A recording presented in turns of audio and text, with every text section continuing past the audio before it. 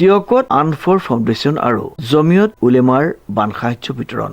আনফৰ foundation আৰু অসম ৰাজ্যিক জমিয়ত উলেমা সমিতিৰ উদ্যোগত টিয়কৰ কাকজান সোণাৰী গাঁৱৰ লগতে কেইবাটাও বানপীড়িত অঞ্চলত বান সাহায্য বিতৰণ কৰা হয়।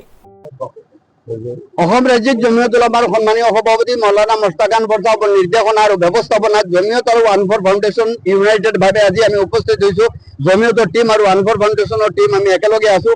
আমাৰ যোৰহাট জিলা কমিটিৰ সৈতে তেওঁলোকৰ উদ্যোগত আমি ইয়াত উপস্থিত হৈছোঁ আৰু বান বিধ্বস্ত উজনি অসমত যিমানখিনি হৈছে প্ৰতিটো এলেকাত আমি যাম। প্ৰতিটো এলেকাৰ বিধ্বস্ত বা আৰ্তসকলৰ কাষত আমি থিয় হোৱাৰ চেষ্টা কৰি আছোঁ। সাহায্য হাত আগবঢ়াবলৈ প্ৰয়াস কৰি আছোঁ আৰু আমি এই কথাটো স্পষ্টভাৱে কৈছোঁ, অসম ৰাজ্যিক জমিয়ত উলামাৰ সভাপতি মৌলানা মুস্তাকান বৰচাহাবৰ নিৰ্দেশনা আৰু ব্যৱস্থাপনাত আমাক পঠিয়াইছে। আমি হোজাই আৰু নগাঁৱৰ পৰা আহিছোঁ। আমি জাতি ধৰ্ম বৰ্ণ ভাষা নিৰ্বিশেষে আমাৰ মাজত কোনো ধৰ্মীয় ভেদাভেদ নাই, ৰাজনৈতিক ভেদাভেদ নাই। ৰাজনৈতিক আৰু ধৰ্মীয় ভেদাভেদৰ ঊৰ্ধত থাকি মানৱ সেৱাক সাৰোগত কৰি ৰাজ্যিক জমিয়ত উলামাৰ সভাপতি মৌলানা বৰচাহাবৰ নিৰ্দেশনাত ৰাজ্যিক জমিয়তৰ টীম আৰু আনফৰ ফাউণ্ডেশ্যনৰ টীম জেনেৰেল ছেক্ৰেটাৰী আমাৰ লগত আছে, লগতে আমাৰ যোৰহাট জিলা জমিয়ত উলামাৰ টীম আমি আহিছোঁ।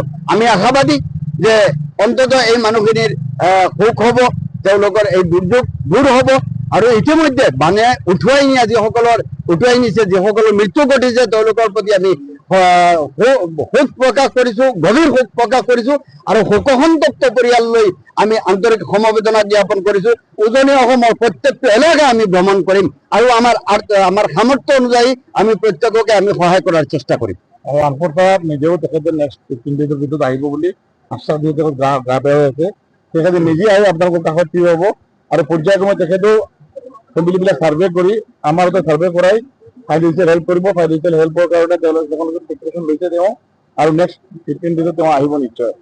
তাতেও আহিম আৰু উজনি অসমত শেহতীয়াকৈ দেখা দিয়া প্ৰলয়ংকাৰী বানত ক্ষতিগ্ৰস্ত পৰিয়ালসমূহৰ কাষত থিয় দিয়াৰ উদ্দেশ্যে সংগঠন দুটাৰ উদ্যোগত এই সাহায্য বিতৰণ কাৰ্যসূচী গ্ৰহণ কৰা হয়। বানপীড়িত লোকসকলৰ মাজত জাতি ধৰ্মৰ কোনো ভেদাভেদ নকৰাকৈ সকলোৰে কাষত সহায়ৰ হাত আগবঢ়াই যাব বুলি জমিয়ত উলেমাৰ প্ৰতিনিধিসকলে জানিবলৈ দিয়ে। উক্ত সাহায্য বিতৰণ কাৰ্যসূচীত যোৰহাট জিলা জমিয়ত উলেমা সমিতিয়েও সহযোগিতা আগবঢ়ায়। বানৰ এই কঠিন সময়ত বিভিন্ন সংগঠনে আগবঢ়োৱা সহায়ৰ বাবে বানপীড়িত ৰাইজে কৃতজ্ঞতা প্ৰকাশ কৰে। টিয়কৰ পৰা বিৰাজ বৰাৰ ৰিপৰ্ট, নিউজ নাও।